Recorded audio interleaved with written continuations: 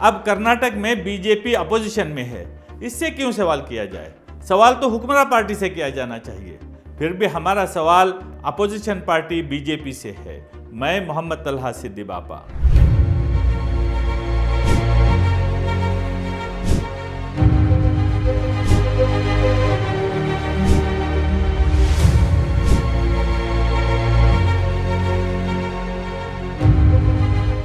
कर्नाटक में BJP media को हुक्मरान जमात से सवाल करने का सामान देना चाहिए था। वो खुद सवालों के भंवर में फंस कर रह गई है।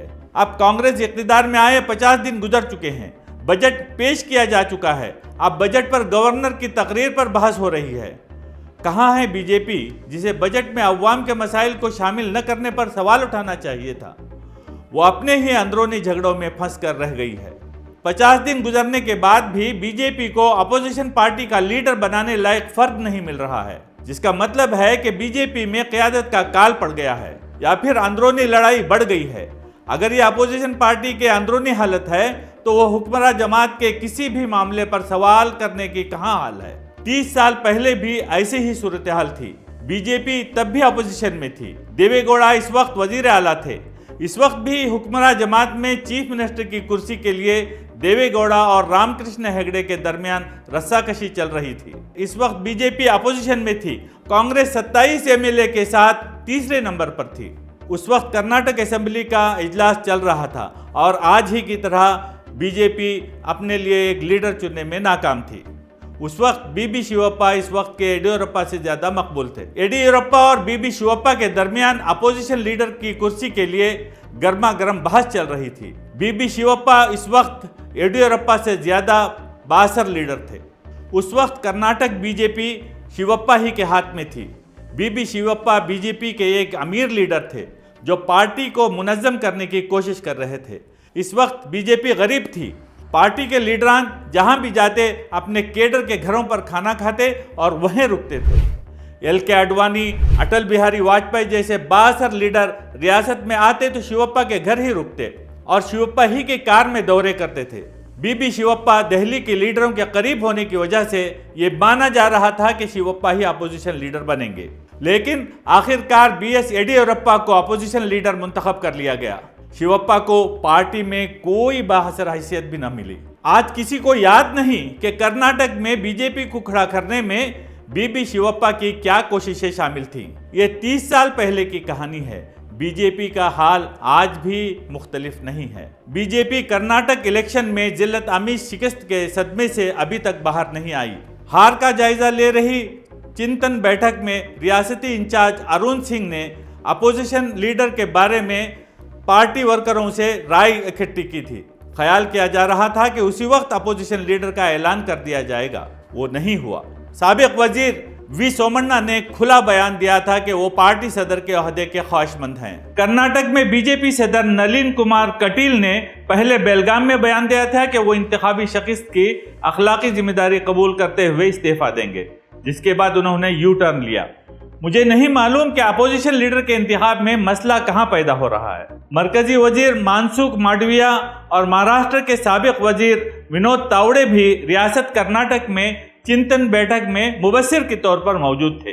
पार्टी के नए सदर कानून साज असेंबली में अपोजिशन लीडर और कानून साज काउंसिल में अपोजिशन लीडर की तकर्रुरी के लिए बीजेपी के 72 रियासती अहदेदारों से राय ली गई। जात पात, इलाकाइयत, असबियत, ऐवान में तंजीमी सलाहियतें, जिम्मेदारियों को अहसन तरीके से निभाने और दिगर अवामिल की बुनियाद पर अहल शख्स के इंतखाब की मशक अभी तक जारी है। सिद्धरामैया ने बजट पेश कर दिया है। पीर को गवर्नर की तकरीर से मुताल्लिक करारदाद की तहरीक और बजट पर बहस शुरू हो जाएगी। इसलिए फौरी तौर पर अपोजिशन लीडर के अहदे का इंतखाब करने की ज़रूरत है। बीजेपी के अंदरूनी खलफशार की हालत यह है कि काबीना की तश्कील में ताखिर पर कांग्रेस पार्टी पर उंगली उठा रही बीजेपी खुद अपने लीडर का इंतखाब नहीं कर पा रही है। पार्टी कारकुन परेशान हैं। पार्टी की तंजीम को धचका लगा है और लीडर के इंतखाब का मसला शर्मिंदगी और परेशानी का बाइस बनता जा रहा है। बीजेपी कारकुन कह रहे हैं ये येडियुरप्पा, ईश्वरप्पा, जगदीश शेट्टर का इलेक्शन लड़ने की इजाजत न देने का नतीजा है। ऐसा लगता है कि अगर माधु स्वामी और सीटी रवि इलेक्शन जीत जाते तो बीजेपी को इस परेशानी का सामना नहीं करना पड़ता। बसवराज पाटिल एतनाल अपोजिशन लीडर बनने के काबिल हैं, लेकिन वो मकबूल हीरो नहीं हैं।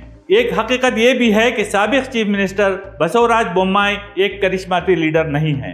अब बचते हैं आर अशोक और सुनील कुमार।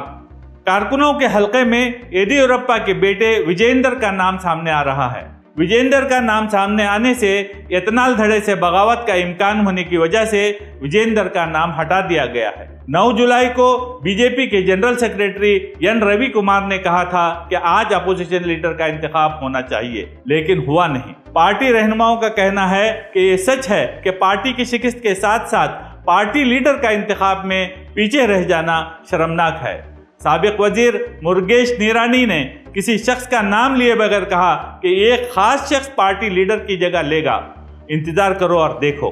लक्ष्मण साउदी ने बीजेपी के साबिक लीडर जो आप कांग्रेस में हैं बीजेपी पर तनकीद करते हुए कहा कि कर्नाटक बीजेपी आपस में तकसीम होकर 3 दरवाजे वाले घर की तरह हो गई है। जब रियासत में बीजेपी की हुकूमत थी तो बीजेपी पार्टी के लीडर ने कहा था कि सीएम का ओहदा 2500 करोड़ रुपए का है।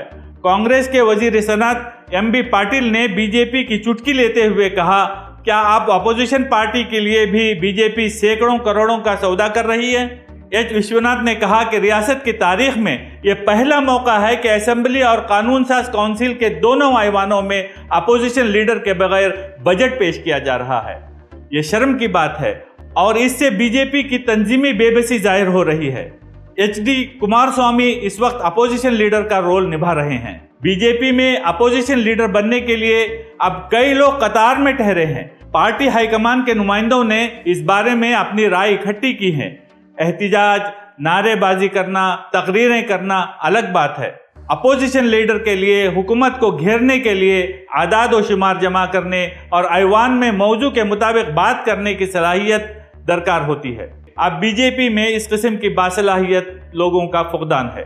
अगर पूरी जानकारी के साथ बात करने के लिए लोग हों तो भी ऐसे लोगों पर गौर करने के बारे में पार्टी में इत्तिफाक नहीं है। कोई बसीरत रखने वाला लीडर नहीं है जो मौजू का इल्म रखते हुए ढंग से बात करे। HD कुमारस्वामी को फिलहाल अपोजिशन लीडर के तौर पर देखा जा रहा है।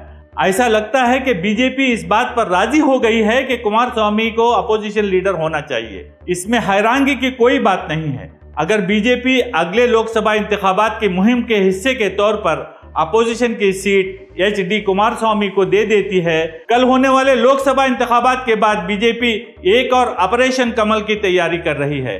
कांग्रेस में फूट डालकर पिछली तारीख को दोहराने का ख्वाब देख रही है। ये अफवाह भी गर्दिश कर रही है कि यही बात central home minister Amit Shah और HD कुमारस्वामी के दरमियान तय हो गई है। पार्लियामेंट इलेक्शन के बाद हकीकतन ये बात हो गई तो कोई अचंभे की बात न होगी। अब तक खबर इतना ही, फिर किसी और मौजू पर आपके रूबरू होंगे। इस वक्त तक के लिए अल्लाह हाफिज। आप देख रहे हैं अलबलाग चैनल, हक का पैगाम इंसानियत के नाम।